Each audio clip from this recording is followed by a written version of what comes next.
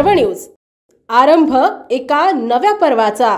प्रदेश भाजपमध्ये नुकतेच संघटनात्मक फेरबदल करण्यात आले आहेत। त्यामध्ये प्रदेशाध्यक्ष पदाची धुरा आमदार रवींद्र चव्हाण यांच्यावर सोपवली आहे।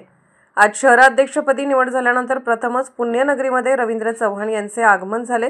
त्यावेळी पुणे शहर भाजपतर्फे त्यांचे जंगी स्वागत करण्यात आले।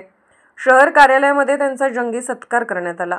यावेळी ॲडव्होकेट प्रसन्नदादा जगताप मित्रपरिवार यांच्या वतीने त्यांचे स्वागत व सत्कार करण्यात आला। यावेळी पुणे शहर भाजप अध्यक्ष धीरज घाटे, माजी उपमहापौर ॲडव्होकेट प्रसन्नदादा जगताप यांच्यासह पक्षाचे पदाधिकारी, माजी नगरसेवक मोठ्या संख्येने उपस्थित होते।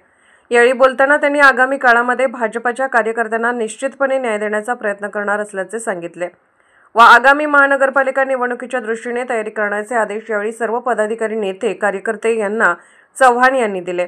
आगामी काळात देशाचे कर्तव्यदक्ष पंतप्रधान नरेंद्रजी मोदी, पक्षाचे अध्यक्ष जे.पी. नड्डा, केंद्रीय मंत्री अमित शहा यांच्या स्थानिक स्वराज्य संस्थांच्या निवडणुकांमध्येही 100% भाजपा आमचा संकल्प असणार आहे, असे आमदार रवींद्र चव्हाण यांनी सांगितले।